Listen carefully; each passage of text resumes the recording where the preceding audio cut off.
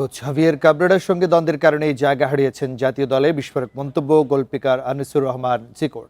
তাকে ফেরানোর জন্য কোনো সমাধানের পথে হাঁটেননি কাবরেরা। নিয়মিত পারফরমেন্স করে আবার ফিরতে চান, সুযোগ পেলে দেশের হয়ে সাফে শিরোপা জেতার লক্ষ্য জিকোর। জিকোর দারুণ সেভ, জয় নিশ্চিত বসুন্ধরা কিংসের। এটাই বাংলাদেশের বাজ পাখি। জিকোর কাছে গোলপোস্টের নিচে এমন পারফরমেন্সই আশা করে সবাই। এই ভরসা পুরো বাংলাদেশের। শুধু ভরসা ছিল না কাবরেরার। দিনের পর দিন কোনো এক অজানা কারণে জিকোকে তিনি জাতীয় দলের বাইরে রেখেছেন। অবশেষে নীরবতা ভেঙেছেন জিকো।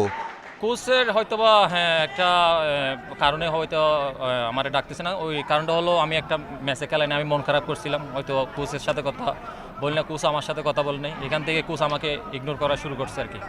তো এই জিনিসটা আসলে প্রফেশনাল হিসাব করলে এটা হয়, কিন্তু এটা তো ধরে না দুজনের মধ্যে ভেদাভেদ না। এখানে যদি এটা আমরা ডিসকাস করতাম তাহলে দিন শেষে দেশের জন্য লাভবান হয়তো আমি মনে করতাম। জাতীয় দলের কোচ হিসাবে হাভিয়ের কাবরেরার সময় শেষ প্রায়। আবারও ফেরার আশা তৈরি হয়েছে জিকোর। ক্লাবের হয়ে নিয়মিত খেলছেন। পারফরমেন্স দেখিয়ে জাতীয় দলে ফেরার জন্য নিজেকে প্রস্তুত রাখছেন। স্কোয়াডে ডাকে, ফাইনালি রাখে না। তো ধরেন জিকো তো সবার, শুধু বসুন্ধরা কিনছেন না। তো সবাই চাই আমি ন্যাশনাল টিমে ব্যাক করি। সবাই আমার জন্য দোয়া করতেছে, যেভাবে সাপোর্ট করতেছে। ইনশাল্লাহ আমি তাদের জন্য হলে একদিন ন্যাশনাল টিমের গোলবারে দাঁড়াবো।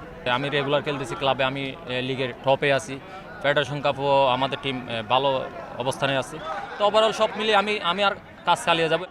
সবশেষ সাফে সেরা গোলকিপার হয়েছিলেন জিকো। সেপ্টেম্বরে আবারও একটা সাফ এবার হতে পারে বাংলাদেশে। লাল সবুজ জার্সিতে ফিরতে পারলে বাংলাদেশকে শিরোপা জেতানোর স্বপ্ন জিকোর। হ্যাঁ, অবশ্যই এটা তো আমার সবসময় কাজ করে। আমার আবার সাফ খেলতে হবে, আমার সাফে সেরা গোলকিপার হবা, এবং আমার খুব ইচ্ছা যে আমি দেশকে একটা সাফ শিরোপা উপহার দেব। খুব ইচ্ছে এটা আমার। 2023 সালে জাতীয় দলের হয়ে শেষবার খেলেছিলেন জিকো। জুনে ইউরোপের দল সান মারিনোর বিপক্ষে তার প্রত্যাবর্তনের আশা ফুটবল প্রেমীদের। পিয়াস সাহা, ইন্ডিপেন্ডেন্ট নিউজ, ঢাকা।